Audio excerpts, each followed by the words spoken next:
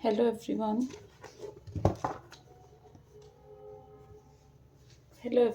Welcome to Varnika classes. आज की class में हम 11th क्लास का chapter motion in a straight line discuss करेंगे।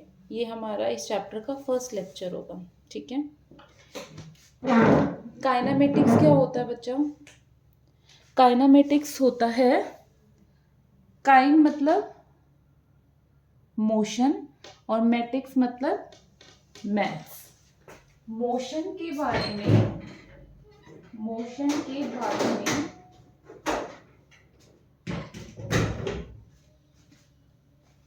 जो भी मैथमेटिक्स लगता है उसके बारे में स्टडी करना क्या कहलाता है? काइनेमेटिक्स। उसके बारे में पढ़ना क्या कहलाता है? काइनेमेटिक्स कहलाता है। आपको ये नहीं पढ़ना है इस चैप्टर में कि ये मोशन हो रहा है तो क्यों हो रहा है। आपको सिर्फ ये पढ़ना है कि ये मोशन हो रहा है। ठीक है ना? किस रेट से हो रहा है ना? गिरा तो क्यों गिरा, ऊपर से क्यों गिरा, नीचे से क्यों नहीं गिरा, इसके कोज नहीं, इसके कोज नहीं पढ़ने आपको इस चैप्टर में। ठीक है। तो क्या हुआ बेटा? मोशन की स्टडी करना, मोशन की स्टडी करना, किसके मोशन की स्टडी करना? एक ऑब्जेक्ट के मोशन की स्टडी करना क्या कहलाता है? काइनेमेटिक्स कहलाता है। ठीक है। रेस्ट वर्सेस मोशन में हमें ये पता है कि मोशन किसको कहेंगे। देखो, अगर मान लो ये पेन है, यहाँ पे 1 सेकंड ये रुका हुआ है, 2 सेकंड हो गए, 3 सेकंड ये रुका हुआ है, तो हम क्या कहेंगे? एक तो ये टाइम के रेस्पेक्ट में रुका हुआ है, दूसरा ये इसके साइड में क्या रखा हुआ है? एक नोटबुक भी तो रखी हुई है ना? एक नोटबुक भी रखी हुई है ना, उसके रेस्पेक्ट में भी ये रुका हुआ है। तो रेस्ट क्या हो जाएगा? किसी भी रेस्ट और मोशन को सबसे पहले आप ये देखना कि ऑब्जर्वर कहाँ है और ऑब्जर्वर उस ऑब्जेक्ट को कहाँ से देख रहा है। सबसे मेन जो कॉन्सेप्ट होता है मोशन में और रेस्ट में यही होता है कि एक बॉडी ऐसे नहीं है रेस्ट में तो वो हर फ्रेम ऑफ रेफरेंस से रेस्ट में ही रहेगी, है ना? तो आपको ये देखना है कि ऑब्जर्वर कहाँ से देख रहा है, तब हम एक फाइनलाइज कर पाएंगे कि ये ऑब्जेक्ट मोशन में है या रेस्ट में है। इसका सीधा सा एग्जांपल मैं देती हूँ।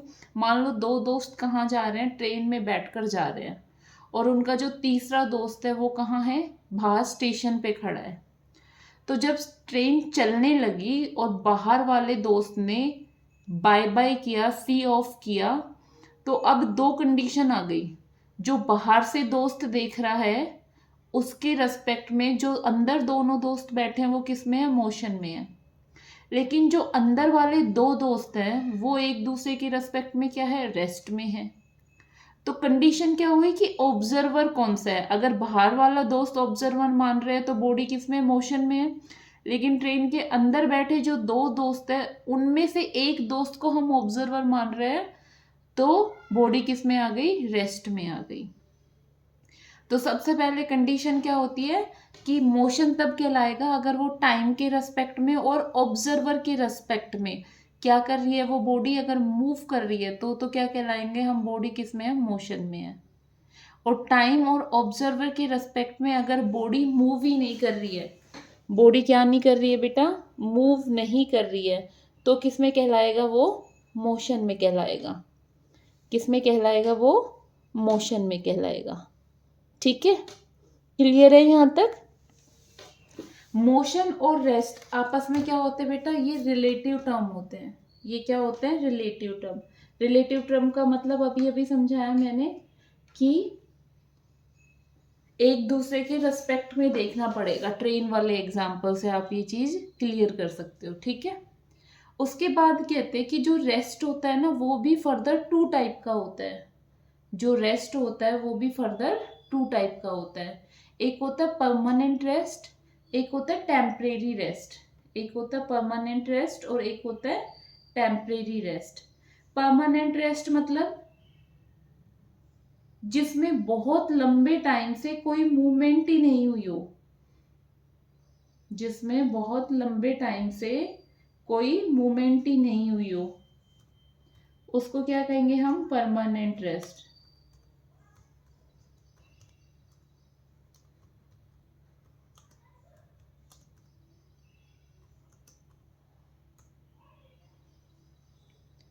जैसे अगर किसी की जैसे हम लिखते हैं ना कि भाई RIP, कोई कब्र खोद दी हमने, है ना, वो बहुत लंबे टाइम पर वो कब्र क्या रहती है? एज इट इज रहती है।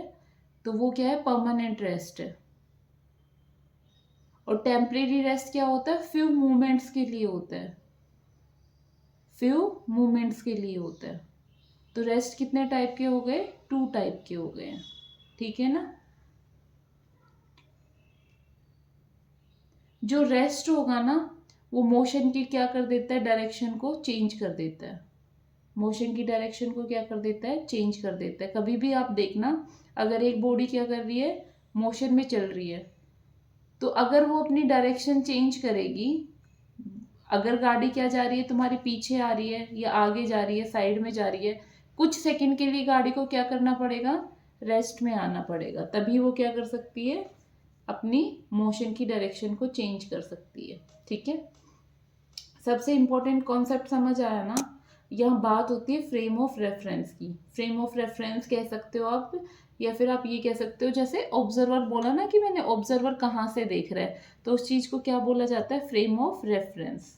99% जो ग्राउंड होता है उसको क्या कंसीडर किया जाता है? फ्रेम ऑफ रेफरेंस कंसीडर किया जाता है। फ्रेम ऑफ रेफरेंस कंसीडर किया जाता है। जैसे रेस्ट 2 टाइप के होते हैं ना बेटा, वैसे ही मोशन भी कितने टाइप के होते हैं? 3 टाइप के होते हैं। Motion in 1 dimension, motion in 2 dimension and motion in 3 dimension. When motion of an object completely lie in a straight line, then the motion is known as 1 dimension motion, ठीक है। और इसको स्टडी करने के लिए सिर्फ और सिर्फ एक एक्सिस की जरूरत होती है, सिर्फ और सिर्फ एक एक्सिस की जरूरत होती है। क्लियर है ना। मोशन इन 2 डायमेंशन क्या होगा? अगर ऑब्जेक्ट के मोशन जो होता है, ऑब्जेक्ट का जो मोशन हो रहा है, कंप्लीटली किस में लाई कर रहा है? एक प्लेन में लाई कर रहा है। या तो वो XY प्लेन में लाई करे, या वो YZ में करे, या वो XZ में करे। किसी भी 2 प्लेन में उसको लाई करना पड़ेगा, वो भी कंप्लीटली। तो उस मोशन को क्या कहा जाएगा? क्या कहा जाएगा? उस मोशन को 2 डायमेंशनल मोशन कहा जाएगा। और इसके लिए हमें कितने एक्सिस की ज़रूरत होती है? 2 एक्सिस की ज़रूरत होती है, ठीक है। Motion in 3 dimension, motion in 3 dimension. Object का मोशन ना तो स्ट्रेट लाइन पे डिपेंड करता है, लाई करता है, ना ही प्लेन में लाई करता है, बल्कि कितने उसमें लाई करेगा? 3 डायमेंशन में लाई करेगा, ठीक है ना। तो आप ये कहोगे इसमें 3 डायमेंशन ना बोल के सिर्फ आपको ये बोलना है, when motion of an object does not lie in a straight line, when motion of an object does not lie in a straight line or in plane, then the motion is known as 3 dimension। और इसके लिए हमें कितने axis की जरूरत होती है बेटा? 3 एक्सिस की जरूरत होती है। क्लियर हुआ ना। सबसे पहले हमने क्या किया? हमने अपना एक नया चैप्टर स्टार्ट किया है, motion in a straight line, ठीक है। ये किसकी ब्रांच है? काइनामेटिक्स ब्रांच है, जिसमें हम ये चीज़ डिस्कस करते हैं। काइनामेटिक्स क्या होता है? काइन मतलब क्या होता है बेटा? काइन मतलब होता है मोशन, और मैटिक्स मतलब क्या होता है? मैथ्स होता है। मोशन के बारे में स्टडी करना। किसके मोशन के बारे में स्टडी करना? किसी एक ऑब्जेक्ट के मोशन के बारे में स्टडी करना क्या कहलाता है? काइनामेटिक्स कहलाता है। बाद में हमने रेस्ट और मोशन की डेफिनेशन देखी कि अगर टाइम और ऑब्जर्वर के रेस्पेक्ट में वो मूव कर रहा है कोई भी ऑब्जेक्ट, अगर टाइम और ऑब्जर्वर, ऑब्जर्वर मतलब समझ आया कि देख कहाँ से रहा है और किसको देख रहा है। जैसे स्टेशन पे बाहर जो दोस्त खड़ा है वो हो गया ऑब्जर्वर, उसके रेस्पेक्ट में टाइम तो कॉन्टिन्यूसली रनिंग में रहता ही है ना। तो ऑब्जर्वर एक तो वो हो गया जो प्लेटफॉर्म पे दोस्त खड़ा है। दूसरा ऑब्जर्वर हम ये माने कि जो अंदर उसके साथ बैठ के गया है वो भी ऑब्जर्वर है। लेकिन जो ट्रेन में 2 दोस्त अंदर बैठे हैं वो अगर ऑब्जर्वर मानते हैं तो बॉडी किस में आएगी, रेस्ट में आएगी। लेकिन जो प्लेटफॉर्म पे दोस्त खड़ा है उसकी रेस्पेक्ट में अगर देखिए उसको ऑब्जर्वर माने तो अंदर वाले दोनों दोस्त किस में आएंगे, मोशन में आएंगे। तो मोशन क्या हो गया, मतलब टाइम और ऑब्जर्वर की रेस्पेक्ट में अगर बॉडी मूव कर रही है तो मोशन में है, अगर टाइम और ऑब्जर्वर के रेस्पेक्ट में बॉडी मोशन नहीं कर रही है तो किस में है, वो रेस्ट में है। मोशन और रेस्ट क्या होती है, रिलेटिव टर्म होती है। रिलेटिव टर्म मतलब ऐसे फिक्स नहीं होता कि ये अगर मैं देख रही हूँ मोशन में है तो दूसरा ऑब्जर्वर भी देखेगा तो भी वो मोशन में आए, ऐसा कुछ पॉसिबल और कुछ फिक्स नहीं है। ठीक है। रेस्ट कितने टाइप के होते हैं बेटा, दो टाइप के होते हैं। एक होता है परमानेंट रेस्ट जिसमें कोई मूवमेंट ही नहीं हो, कितने टाइम को लेके, एक लॉन्ग टाइम पीरियड को लेके। और टेम्परेरी रेस्ट क्या होता है, rest only for a movement, बिल्कुल हल्का सा एक ठहराव आता है, उसको कहते हैं टेम्परेरी रेस्ट। ठीक है। ये सब कहाँ से देखा जाता है बेटा, एक स्टैंडर्ड टर्म होती है frame of reference. 99% of ground will be treated as frame of reference. Ground को 99% केसेस में क्या माना जाता है, फ्रेम ऑफ रेफरेंस माना जाता है। अब मोशन के कुछ पैरामीटर्स होते हैं, मोशन के कुछ पैरामीटर्स होते हैं, हम वो डिस्कस करते हैं।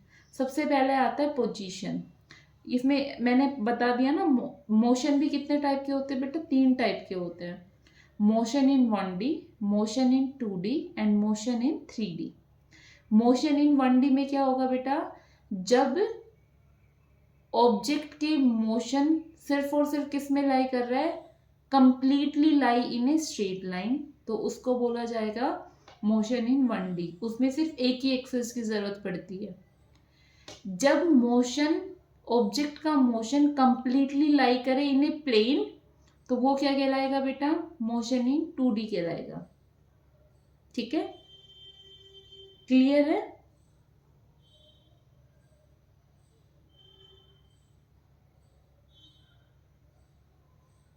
मोशन इन 3D मतलब ऑब्जेक्ट का मोशन ना तो स्ट्रेट लाइन में लाई करेगा ना ही प्लेन में लाई करेगा, ऐसा ऑब्जेक्ट का मोशन क्या कहलाता है, मोशन इन 3D। और इसमें 3 एक्सिस की जरूरत पड़ती है एक मोशन, बॉडी के मोशन को डिस्क्राइब करने के लिए। अब मोशन के कुछ पैरामीटर्स हैं, जैसे पोजीशन। पोजीशन मतलब कि उस ऑब्जेक्ट की लोकेशन कहाँ है। या तो हम फिजिक्स में, या मतलब जब हम डिस्कस करते हैं किसी भी लोकेशन को, तो या तो हम क्या यूज करते हैं, कोऑर्डिनेट सिस्टम यूज करते हैं एक्स वाई और जेड, या फिर हम पोजीशन वेक्टर यूज करते हैं। दो ही चीज यूज करते हैं ना किसी भी लोकेशन को बताने के लिए, किसी भी लोकेशन को बताने के लिए। अगर हम इस तरीके से यूज करते हैं तो ये क्या है, आपका कोऑर्डिनेट सिस्टम है बेटा। अगर हम पोजीशन वेक्टर का यूज करते हैं, पोजीशन वेक्टर मतलब बेटा जिसका सर तो कहाँ हो, मुंह की साइड हो, लेकिन उसकी पूंछ और उसके पैर कहाँ हो, ओरिजिन की साइड हो। किसी भी ऑब्जेक्ट के पैर तो ओरिजिन की साइड हो और उसका मुंह किस साइड हो, तीर की साइड हो, उसको क्या कहते हैं, हम पोजीशन वेक्टर कहते हैं। पोजीशन वेक्टर को कैसे डिस्क्राइब करते हो बेटा, आर किसके इक्वल होता है, एक्स आई कैप प्लस वाई जे कैप प्लस जेड के कैप। इसमें हमने एक्स आई कैप और जे कैप और के कैप को कंसीडर कर लिया है। डिस्टेंस क्या होता है बेटा, जो टोटल पाथ लेंथ कवर की जाती है ना एक ऑब्जेक्ट के द्वारा, total path length covered by an object क्या कहलाएगा बेटा, डिस्टेंस कहलाएगा। डिस्टेंस कितनी मेजर की है किसी भी व्हीकल में, व्हीकल ने, वो किससे मेजर किया जाता है, ओडोमीटर से। ओडोमीटर लगा होता है ना हमारी स्कूटी में, गाड़ी में, तो हम देख लेते हैं कि कितने किलोमीटर ये पहले चल चुकी है। ठीक है, ये कैसी क्वांटिटी होती है बेटा, ये स्केलर क्वांटिटी होती है। डिस्टेंस पॉजिटिव भी होती है और डिस्टेंस जीरो भी होती है। जीरो कब होती है, जब बॉडी किस में हो, परमानेंट रेस्ट में हो। जब बॉडी किस में हो, परमानेंट रेस्ट में हो, तो वो कितनी डिस्टेंस कवर करेगी, जीरो डिस्टेंस कवर करेगी, करेगी ही नहीं वो तो, है ना। तो उसको हम ऐसे लिख सकते हैं कि वो जीरो हो सकती है। ठीक है, ये हमेशा और हमेशा क्या होती है, एडअप होती है। डिस्टेंस हमेशा क्या होती है बेटा, ऐड अप होती है। इसकी जो यूनिट है वो क्या है, मीटर है, और इसकी जो डायमेंशन है वो क्या है बेटा, मीटर। एक तरह से लेंथ है ना, लेंथ का डायमेंशन क्या होता है, कैपिटल एल होता है। लेंथ का डायमेंशन क्या होता है बेटा, कैपिटल एल होता है। ठीक है, क्या बताया, डिस्टेंस क्या बताई बेटा, total path length covered by an object. Total path length covered by an object is called distance. Distance को किससे मेजर करते हैं बेटा, ओडोमीटर से मेजर करते हैं। ये कैसी क्वांटिटी है, स्केलर क्वांटिटी है। ये पॉजिटिव हो सकती है और जीरो हो सकती है।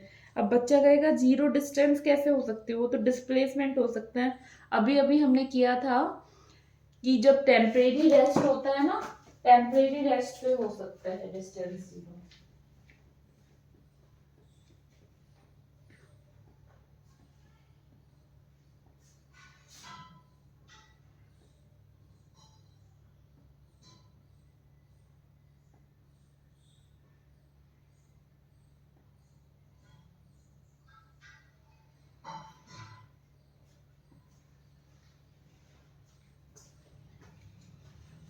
क्लियर है इतना। आगे क्या है आपका, डिस्प्लेसमेंट। तो अगर डिस्टेंस को हम क्या दे दें, डायरेक्शन दे दें, डिस्टेंस को क्या दे दें हम, डायरेक्शन दे दें, तो वो क्या कहलाता है, डिस्प्लेसमेंट कहलाता है। अब आपने ये डेफिनेशन याद की होगी, the shortest path between two points.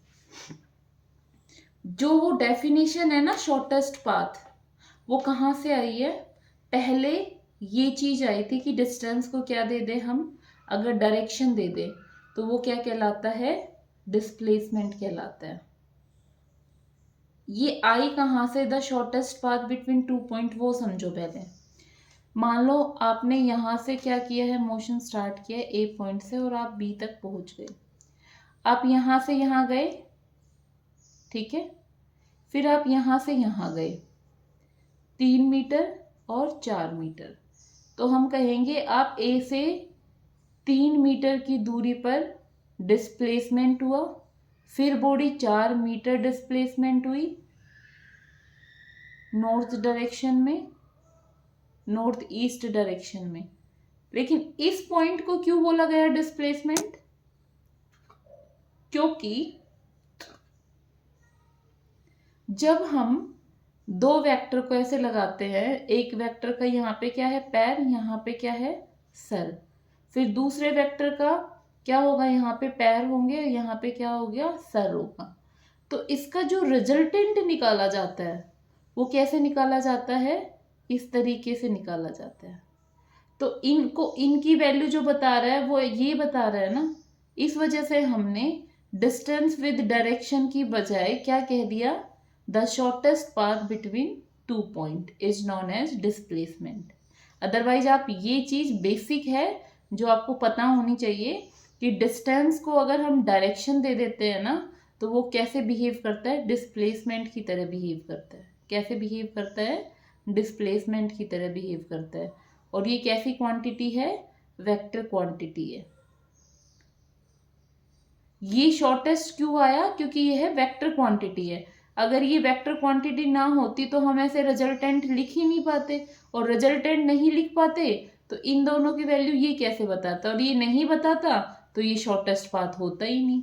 तो ये शॉर्टेस्ट पाथ क्यों है, क्योंकि ये क्या है, आपकी डिस्प्लेसमेंट क्या है, एक वेक्टर क्वांटिटी है। क्या है ये, आपकी एक वेक्टर क्वांटिटी है। ठीक है, डिस्टेंस और डिस्प्लेसमेंट में रिलेशन क्या होता है, जो डिस्टेंस होती है वो ग्रेटर इक्वल होती है, किसके, किसके ग्रेटर इक्वल होती है, डिस्प्लेसमेंट के ग्रेटर इक्वल होती है। डिस्टेंस हमेशा क्या होगी, बड़ी होगी, या हो सकता है किसी केस में डिस्टेंस और डिस्प्लेसमेंट बराबर हो जाए, बट डिस्प्लेसमेंट कभी छोटी नहीं होगी डिस्टेंस से।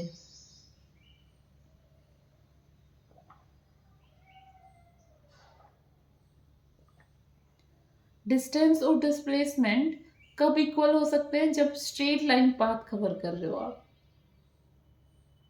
लेकिन अगर कर्व पाथ है ना, कैसा पाथ है, कर्व पाथ है, तो डिस्टेंस हमेशा क्या होगी, ग्रेटर होगी, किससे, डिस्प्लेसमेंट से। ठीक है ना, कंडीशन पूछ भी ले कि tell me when distance and displacement are equal and when distance is much greater than displacement, तो आप क्या बताओगे? जब कर्व पाथ होगा तब तो डिस्टेंस क्या होगी? बड़ी होगी डिस्प्लेसमेंट से।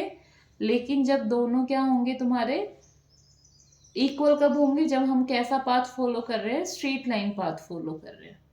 क्लियर है यहाँ तक? अब हमारा जो हमने पढ़ा है ना, जो डिस्प्लेसमेंट होता है वो जीरो हो सकता है। Displacement can be zero for a moving object. अब ये दोनों क्वेश्चन हम सोल्व करते हैं, फिर आज का लेक्चर हमारा खत्म होगा। ठीक है, आज का लेक्चर हमारा इतना ही होगा। क्या कहता है? A farmer travel across rectangular field having dimension 40 meter and 30 meter. If he travel point A to point B on field boundary,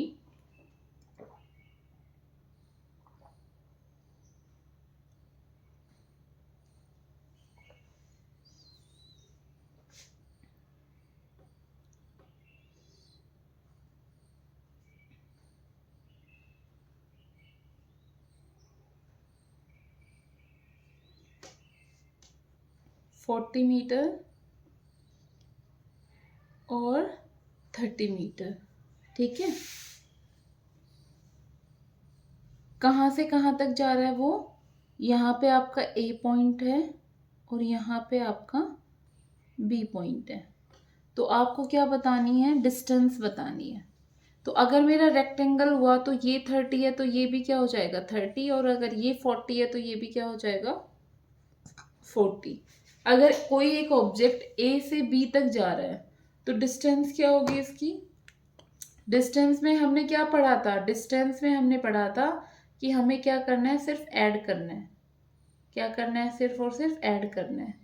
तो पहले ऑब्जेक्ट फार्मर कहाँ से यहाँ आया, फिर यहाँ से यहाँ गया, तो कितना हो जाएगा तुम्हारा डिस्टेंस? 30 + 40 कितना हो जाएगा? 70 मीटर। और यहीं पे डिस्प्लेसमेंट की बात करूं मैं, तो डिस्प्लेसमेंट क्या होगा आपका? डिस्प्लेसमेंट क्या होगा? जब हम डिस्टेंस को क्या दे दें? डायरेक्शन दे दें। तो जब मैं डायरेक्शन दूंगी तो ये वेक्टर हो गया। इन दोनों वेक्टर को सोल्व ना करके मैं किसको सोल्व कर लूंगी? रिजल्टेंट को सोल्व कर लूंगी। और ये क्या है? हमारी एक राइट एंगल ट्रायंगल है, तो ए बी किसके इक्वल आएगा? परपेंडिकुलर का स्क्वायर प्लस बेस का स्क्वायर, उसका क्या आ जाएगा? √। तो 30 में तो क्या आ जाएगा? 900। और यहाँ पे क्या आ जाएगा? 1600। इसका √। तो कितना आ जाएगा आपके पास? 2500। 25 का स्क्वायर रूट कितना आ गया? 5। और 2 जीरो का स्क्वायर रूट कितना आ जाएगा? तो ये क्या आ जाएगा आपका? डिस्प्लेसमेंट आ जाएगा। तो जो हमने रिलेशन पढ़ा था ना कि डिस्टेंस क्या होगी? बड़ी होगी। किससे? डिस्प्लेसमेंट से। ये उसको भी सेटिस्फाई कर रहा है। उसको भी क्या कर रहा है? ये सेटिस्फाई कर रहा है। क्लियर है ना? आगे देखो, ये ज़्यादा वो नहीं है कि मैंने 11th का स्टार्ट किया है। पहले बेसिक्स टर्म्स बताइए, तो ये 9th में ही आ जाता है ये सब। तो हमने अभी कुछ ऐसा एडवांस स्टार्ट नहीं किया है ना। आगे आता है a boy run around a circular field. A boy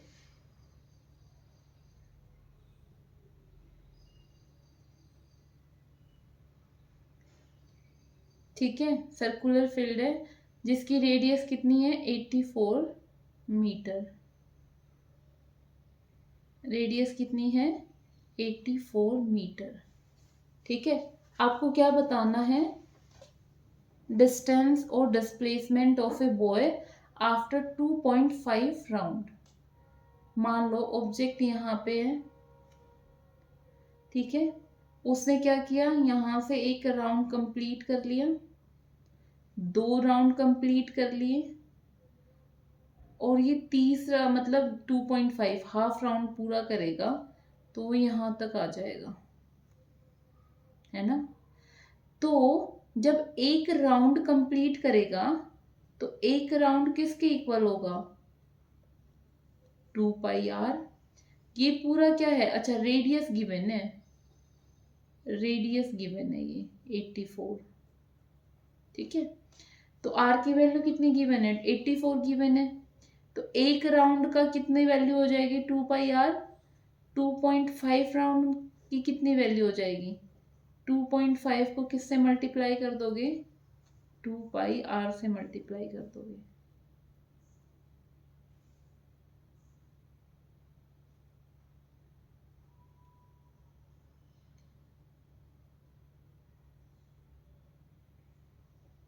to pi are की वैल्यू निकालो पहले, 2 इंटू पाई, और आर कितना है बेटा आपका 84, 7 1 जा 7, 7 2 जा 14, इसको रुको अभी।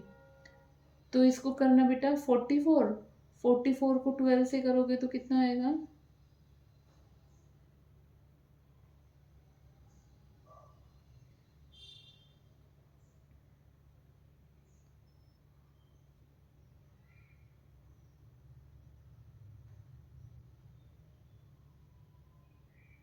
538।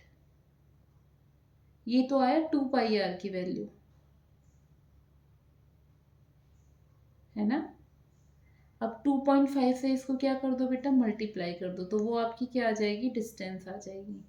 और डिस्प्लेसमेंट कैसे निकालोगे, पहले इनिशियल पोजीशन यहाँ से थी बेटा, जब उसने 2.5 राउंड लगा लिए तो फाइनल में ऑब्जेक्ट कहाँ पहुंचा, यहाँ पहुंचा।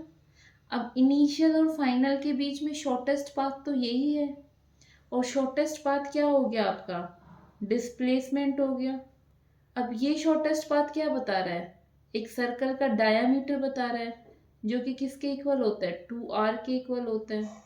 r की वैल्यू कितनी है बेटा, 84। तो ये आप कर दो,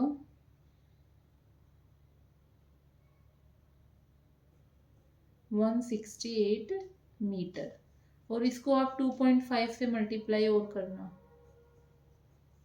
तब जाके आपकी क्या आएगी बेटा, डिस्टेंस आएगी। क्लियर है ना, क्लियर है। हम जल्दी से चैप्टर को क्या करते हैं, लेक्चर को क्या करते हैं बेटा, रिकॉल करते हैं। सबसे पहले हमने क्या पढ़ा, हमने आज एक नया चैप्टर स्टार्ट किया है 11th क्लास का, जिसका नाम क्या है, motion in a straight line, ठीक है। ये इसका फर्स्ट लेक्चर है बेटा। फर्स्ट लेक्चर में क्या किया हमने, सबसे पहले काइनामेटिक्स क्या होता है, काइन मतलब होता है मोशन और मैटिक्स मतलब होता है मैथ्स। अगर एक ऑब्जेक्ट के मोशन के बारे में स्टडी करना क्या कहलाता है, आपका काइनामेटिक्स कहलाता है। उसमें नेक्स्ट हम क्या आती है, रेस्ट और मोशन आता है। रेस्ट क्या होता है, अगर एक ऑब्जर्वर और टाइम के रेस्पेक्ट में बॉडी क्या कर रही है, मूव कर रही है। फिर से सुनो, अगर एक ऑब्जर्वर और टाइम के रेस्पेक्ट में बॉडी क्या करती है, मूव करती है, तो क्या होता है, वो बॉडी मोशन में होती है। लेकिन वहीं पे ऑब्जर्वर और टाइम के रेस्पेक्ट में बॉडी मूव नहीं कर रही है, तो वो क्या कहलाता है, आपका रेस्ट में कहलाता है। रेस्ट और मोशन क्या होती है, रिलेटिव टर्म होती है। ये डिपेंड कर रहा है कि ऑब्जर्वर कहाँ से देख रहा है दूसरे ऑब्जेक्ट को, क्योंकि सेम बॉडी रेस्ट में भी हो सकती है और सेम बॉडी मोशन में भी हो सकती है। वो डिपेंड करता है फ्रेम ऑफ रेफरेंस पे, कि आपका ऑब्जर्वर कहाँ पे बैठा है। क्लियर है ये चीज। आगे हमने पढ़ा कि जो रेस्ट होता है वो भी दो टाइप का होता है, टेम्परेरी रेस्ट और परमानेंट रेस्ट। जिसमें बहुत लंबे टाइम से मूवमेंट नहीं हो रखी वो कहलाता है परमानेंट रेस्ट। जिसमें कुछ सेकंड के लिए क्या होता है, मूवमेंट होती है या रुक जाता है, उसको कहते हैं टेम्परेरी रेस्ट। मोशन कितने टाइप के होते हैं बेटा, 3 टाइप के होते हैं, motion in 1D, motion in 2D और मोशन इन 3D। उसके बाद हमने क्या पढ़ा, जो पैरामीटर्स होते हैं, फ्रेम ऑफ रेफरेंस आप ग्राउंड को मानोगे 99% केसेज में। उसके बाद हमने ये पढ़ा था कि जो पैरामीटर्स होते हैं किसके, मोशन के। सबसे पहले हमने लोकेशन को डिस्कस किया। लोकेशन मतलब पोजीशन बताने के लिए हमें लोकेशन पता होना चाहिए, और एक लोकेशन को डिस्क्राइब करने के लिए हमें या तो कोऑर्डिनेट सिस्टम चाहिएगा या फिर पोजीशन वेक्टर चाहिएगा, ठीक है। उसके बाद डिस्टेंस क्या होती है, total path length covered by an object, it is a scalar quantity, is always add up and its unit is metre and dimension is L. Clear है ना? और ये आपकी क्या हो सकती है, हमेशा ही पॉजिटिव रहेगी और जीरो भी हो सकती है। जीरो कब होगी? जब आपका क्या होगा बेटा, परमानेंट रेस्ट होगा। डिस्प्लेसमेंट क्या होगा? जब डिस्टेंस को क्या दे दें हम, डायरेक्शन दे दें। डिस्टेंस को क्या दे दें हम, डायरेक्शन दे दें, तो वो क्या कहलाता है आपका, डिस्प्लेसमेंट कहलाता है। और इसमें एक चीज आपको ध्यान रखनी है कि क्योंकि ये वेक्टर क्वांटिटी है, इस वजह से इसको ये बोला गया है the shortest path between the two point. Clear है? उसके बाद हमने क्या किया बेटा, डिस्प्लेसमेंट तक आपका जीरो हो सकता है, ये वेक्टर क्वांटिटी है, आपको ये याद रखना है। फिर बाकी हमने ये दो न्यूमेरिकल डिस्कस किया है। आज की क्लास इतनी होगी। Thank you so much.